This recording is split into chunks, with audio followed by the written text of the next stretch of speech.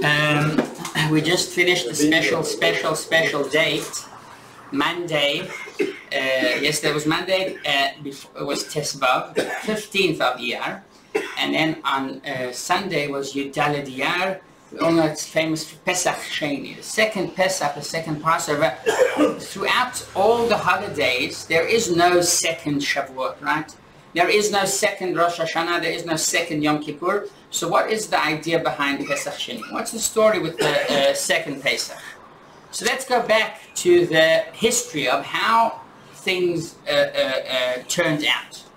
What happened was that before Am Yisrael left Egypt, Hashem told them to bring a special offering, the Korban Pesach, which was basically the god sheep. They were the god of the Egyptians. And Hashem told Am Yisrael, you've got to shech this sheep, and you've got to make sure to eat it on the night eve before, the evening before you will be redeemed from Egypt. What happened is that a part of the Jewish people could not bring this Korban Pesach. And why couldn't they bring the Korban Pesach? So we know that before they left Egypt, there was one command that they received from Yosef many years before, and they needed to carry out now. And this command was, Yosef said, I've just one request I've got. Do not leave my bones in Egypt. I don't want to become a god. I don't want to become someone that the people are going to worship. So they put his coffin, they threw it into the Nile River. And a few days before they left Egypt, they were on time, on target. They knew that when Hashem says, I'm going to redeem you and I'm going to take you out of Egypt, they knew they've got to be ready. So they packed a bit of their belongings, and besides that, they also brought the coffin of Yosef HaTzadik. How did they bring it? It's a very interesting MIDRASH. The MIDRASH is about a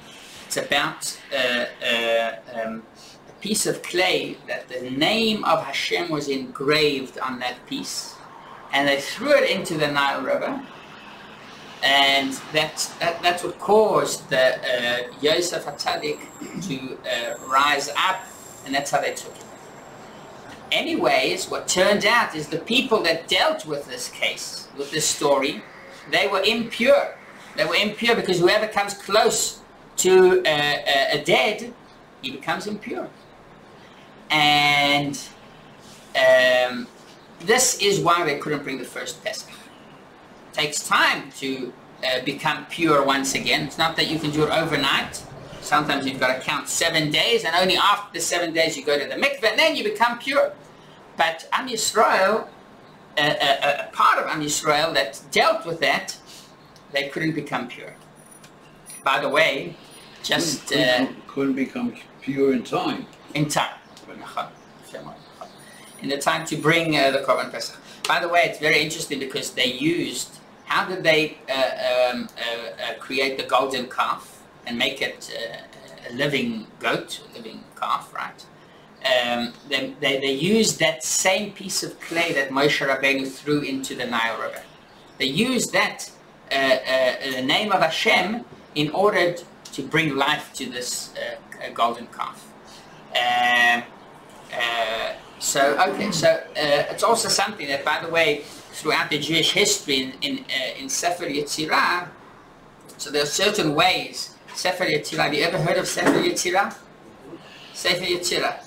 Very deep Kabbalic book, and you can actually I don't think it's something that you just read and it happens, but certain tzaddikim were able to use Sefer Yetzirah in order to do a Yetzirah. What is a Yetzirah in Hebrew, in Lashon HaKodesh? A Yetzirah means a creation. Litzor, to create. Maral of Prague. The Maral of Prague, exactly. The Maral of Prague is very famous not only for his books that are the foundation to Hasidus. Maral of Prague, 450 years ago approximately. He lived in the city of Prague, and basically what happened is that the Jews used to suffer from what's called alilot dam. Have you heard of this alilot dam? What would be the English translation to alilot dam? They used to blame the Jews for baking matzah with blood, with goyish blood. And it's a very funny accusation because it says in the Torah several times that you're not allowed to eat blood. More than that, it's the only mitzvah where it says Rak chazak levilti achol hadam. Just be strong and don't eat the blood. So they came up with this idea. They came up with this idea, and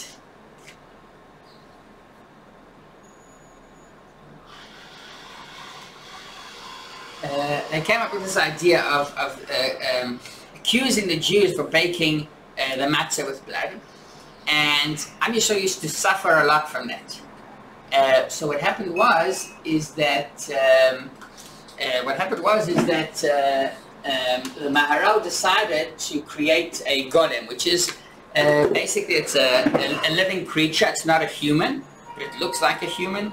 And there's many stories that describe the way that the Maharal did it. If I'm not mistaken, it was together with his sons.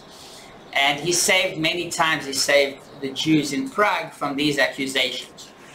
How? How? So it's a great question. There are a few stories about sometimes that the Maharal sent that golem, you call him the golem, and he sent him to, for example, to the priest. And he was the golem was a huge creature, to frighten him and to make him confess that he is the one that did it. That's one way. Another thing is that he used to send him patrolling during the night, and then they threw a guy's body, a child's body, into one of the Jewish bakeries or one of the Jewish homes or something like that. So the golem took that body and schlepped it back to a different part of the city and threw it over there, so they couldn't blame the Jews. And there are many stories about the golem, and about also the golem, the way that he died. And till this very day, there's the Altnai Shul in Prague. Anyone here has been to Prague? Have you been to Prague? So it's very interesting. That did you see the Jewish sector, the Jewish area? So it's one of the only places you've been also. It's beautiful, right? I was there whilst it was snowing. Wow. It was marvelous. Wow. Because it's one of the only cities that stayed, right? The Nazis didn't touch it during the Second World War. They made a museum. They wanted to make a museum, that's it. They wanted to make a museum how Jewish life used to be in the old days. So Baruch Hashem, Jewish life is continuing. But we've got Prague. It is just a few miles from a death camp. Right, which death camp? Theresienstadt. Theresienstadt is there, right. It's close. Prague is very close to Dresden and to southeast Germany, that whole area. So you'll see there, if you ever go visit, you'll see there's what's called the Altnai Shul. That was the shul of the Maharal. It still exists till this very day. And on top of that, there is a ladder that leads to the top of the shul. And according to tradition, that's certain traditions, I don't know if it's 100% reliable, but again, story of the golem itself is a reliable story. And they say that he's buried there, on the top of that shul. Who's buried there? The golem. Oh, golem. And of course, the Jewish... My son, who was a member of the great synagogue choir, they went, the whole choir went on a trip to that synagogue. In Prague. They held a concert there for the in Prague. Very nice. So this is a story of the golem. It was also actually, the city of Prague is well known for its big rabbis that used to live there. One of them was the Nodab Yehuda. The Nodab Yehuda, he was Rabbi Yechezkel Landau 350 years ago, after the Maharal's time. And also, the story about him is that he was walking once during the winter at night outside, and he hears a child crying. He hears the child crying, and he turns to him and he asks him what happened. He sees that this is a Goyish child, a Gentile, not a Jewish boy. But he tells him what happens. So he tells him, listen, my mother died many, many years ago, and my father remarried, and unfortunately she remarried to a terrible woman, and this woman beats me and starves me, and my father's the baker, one of the bakers in the city, and my job is he bakes buns and cakes and bread and rolls, etc. And I've got to run around all day, and I've got to sell these products, and I've got to bring back the money. Now, if I don't finish selling everything, I don't get a dinner. I've got to sell each and every loaf of bread, whatever it is. But today, I'll tell you what happened. I sold everything, but I lost the money. And I can't go back home like this. I go back home like this, I'm not only going to starve, but I'm going to be beaten. So, Rabbi Yechezkel Lander had a very warm soul and feelings even to this child. And we know that throughout generations, many stories of Jews that helped out Gentiles. Interesting about Putin, right? Yes. So the rumor is, right, I think it's he bought an apartment to his teacher in Tel Aviv. In Tel Aviv, right. And he says, first of all, he appreciates very much the Jews in Russia. And he's in very good contact with the Jews, and Jewish life in Russia is safe. There's no anti-Semitism in the streets. Baruch Hashem, it's a good place for Jews to be in. And he says that he used to come home after school and his mother and father were out, because I think his mother used to work very late. I don't know how much the father was involved, or he probably also was working very late. And this Jewish elderly woman... On Shabbat, they took him on Shabbos. On Shabbos it was. On Shabbos they used to take him into their house and teach him, I don't know if it was languages or all kinds of things, and feed him, etc. And he remembers it still this very day, and that's why he's so generous towards the Jews. They lived in a very poor area. They had 4 apartments that shared one kitchen. Wow. And each one had certain time periods. So the Jew always made sure on Shabbat that was their slot. And they always invited him over on Shabbat. He would be at their table, listen to stories, and... Amazing. Amazing. It's very nice. And his teacher, you know, he's a martial art. Right. He's very good. His teacher was Judah. Jewish in that also. Oh, Jewish as well? Yeah. Wow. And like he said, he loved his teacher, and when she said she was leaving, she said, "Where are you going to Israel?" He talked to her about buying a house. He said, "I can't afford a house." He bought her a house. Wow. Wow. Bought the house for her. I think I read not long ago that she already passed away. Not long ago. Not long ago. Yeah. And now he owns the apartment. It's in Tel Aviv. It's like right. And he now owns the apartment. So I think they said something that he paid the bills up front for the whole year or something like that. There was an article about that, if I'm not mistaken. So it's very interesting how Hashem turns things, and how we say divine providence, right? Sometimes we know every part in life is part of divine providence, about the connection with Hashem, etc. And everything He leads. Sometimes we get the zchus, we are able to see, to witness in our own eyes the amazing way that Hashem plays with the tools and sets everything for the benefit of Am Yisrael. You know, you look at what was happening in Russia that time when he became. You look over here in America with Trump, and his daughter converts. Right. There's a yeshiva guy. Right. He goes to their house and spends Shabbat with them. Right. I listen to him talk about it. He says, you know, I always had my phone always busy, but I couldn't do it on Shabbat at their house. Wow. You know, I kind of enjoyed it. I liked going there. It's very nice, yeah. Would be interesting to see that that video. Back to Rabbi Yechezkel Lander. He basically, what he did was he told this goyish boy, okay, here's money, the money that you earned this day, I'm going to pay for it, and here's an extra coin so you can go also buy yourself something to eat. A few years go by, and a week before Pesach he gets a knock on his door, and there's a young gentleman walks in, a goy, Gentile, and he turns to Rabbi Cheskalanda, and he tells him, I don't know if you remember me, but I'm this young boy that you saved many, many years ago, and I've came to pay my debt. I overheard my father and a few bakers in the city, and they, together with the priest, they made a plot to kill all the Jews. And how will they do it?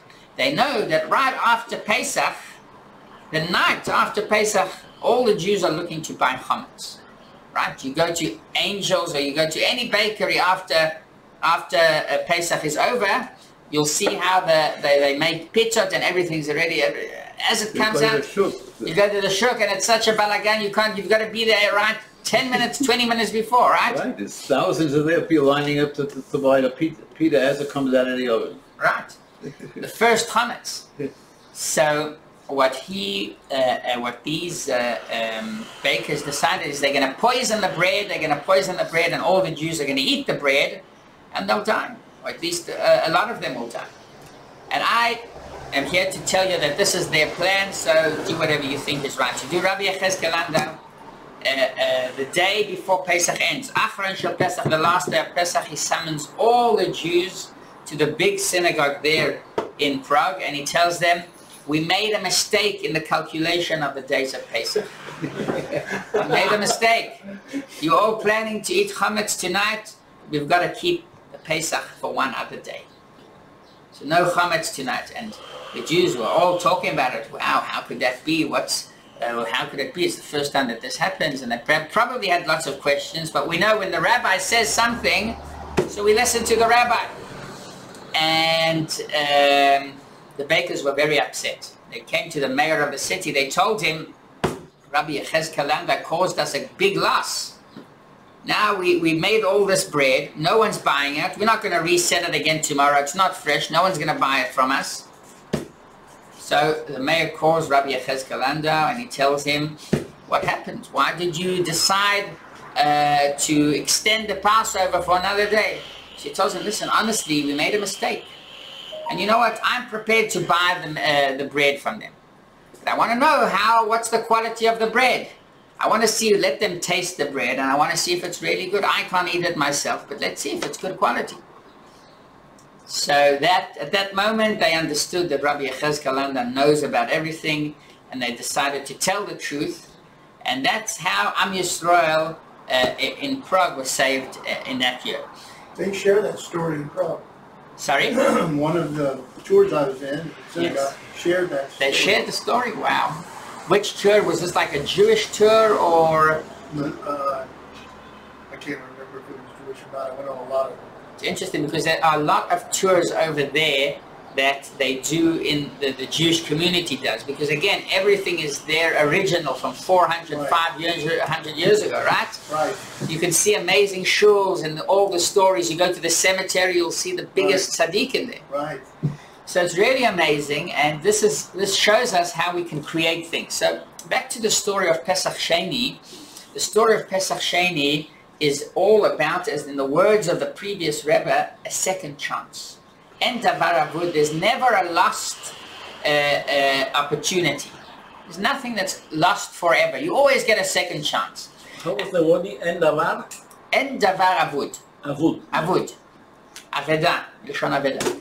So what happened is that Am Yisrael, those people, they came to Moshe Rabbeinu and they told him, listen, Moshe Rabbeinu, we need another chance. And Moshe Rabbeinu said, you know what, I don't know the answer to that. Here's also the Jewish leader, a quality of Moshe Rabbeinu is that he didn't have an answer for everything. You know, sometimes we all think that we've got to come up with an immediate answer. And especially a leader, it's not the first time. It's not the first time. I think this was the first time. The second time was with the daughters of... Right, Yefemad Benish, thank you. So this is a few times where we see that Moshe Rabbeinu has this quality of saying, you know what, I don't know everything, let me ask Hashem. Also with the incident with Pinchas. With Pinchas, right, Yefemad, quite a few times. So, so he asks Hashem and Hashem says, yes, they'll have a second opportunity. So, talking about the qualities of a Jewish leader, here is another inspiring thing about Moshe Rabbeinu and about the quality of Moshe Rabbeinu. And I've got a question for you. Am Yisrael, they did the first Pesach when they left Egypt. Then they wandered in the desert for 40 years. How many Pesachs did they bring during these 40 years? 40 years. None. None. None. Interesting. We would think 40. Each year you've got the Pesach, it's 40. They didn't bring it even once. Why? What happened? So basically what happened was that the simple reason is because they didn't enter Eretz Yisrael. There are certain obligations that begin and that apply only in Eretz Yisrael. So they weren't in Eretz Yisrael, and therefore they said, we're not going to bring the Pesach. But this shouldn't be the case. Am Yisrael saw how a bunch, just a few Jews, were able to get from Hashem a second Pesach, Pesach Shenei. Why couldn't they ask and demand from Hashem another Pesach for the following year? This should have been something that's expected of Am Yisrael. Why didn't they go and request from Am Yisrael, from Hashem, Hashem, give us please an opportunity to bring a Pesach even though we aren't in Eretz Yisrael? Why should we miss out? The question of Lamani Gara is, why should we miss out? And if just several Jews were able to get from Hashem another opportunity to bring the Pesach, then all of Am Yisrael, for sure, if they would ask from Hashem, give us an opportunity to bring the Pesach even though we're in the desert, so Hashem probably would have agreed. And you know what? The question is, why didn't Moshe Rabbeinu ask on behalf of Am Yisrael for that? You know what? Maybe Am Yisrael went through a hard time. And the desert wasn't an easy experience. But Moshe Rabbeinu, the leader of the Jewish people, he should have asked from Hashem for another opportunity, for his own Pesach. Never mind Am Yisrael's Pesach. Moshe Rabbeinu, imagine the greatest tzaddik, would he be prepared to give up on his own Pesach? They were free, but they were still in Galut. They were still in Galut in the desert. Yeah. Right, so that's why they were not obligated to bring the Pesach.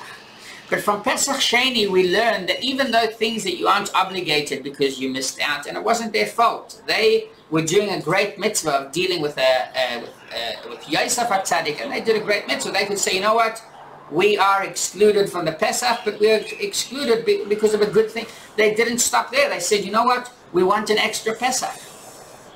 Moshe Rabbeinu, and the answer is like this, and this is what the Rebbe tells us.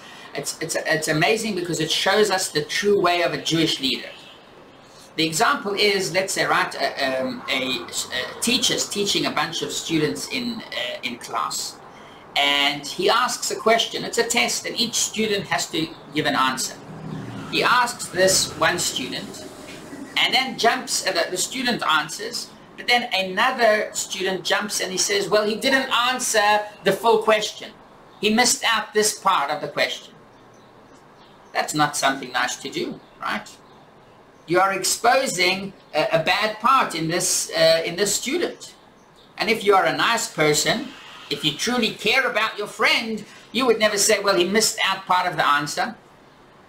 That is the reason why Moshe Rabbeinu did not request the second Pesach from Hashem the following year.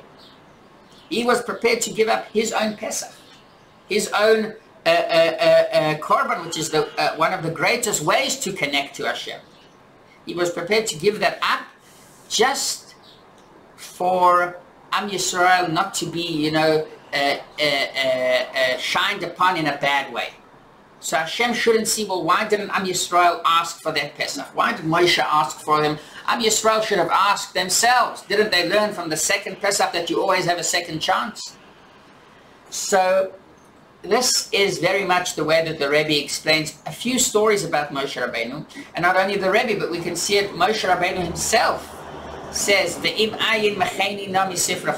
he didn't want to give even a possibility for Hashem to recreate the Jewish nation out of him and destroy the rest of Am Yisrael. He said, Hashem, in that case, if you don't forgive Am Yisrael for the golden calf, then erase me from your book entirely. So this is the story about the Pesach Shenei, and I think the lesson, and this is a lesson that we can take from the whole story of Pesach Shenei and from this Sichos, always to demand, you know. This is something that sometimes we have inside us is, it says when it comes to physical part of the world, the physical part of the world, then we should be mistapek b'mu'at, we should be satisfied with our small part. But when it comes to spiritual and connections to Hashem, godly things, mitzvahs, etc., we should not be satisfied with our small part, but we should always look for lama nigara, why should we miss out? Yes, I want to learn another shir, I want to chap another mitzvah, I want to increase in my davening, whatever it is. But that's the place where Hashem says never be satisfied.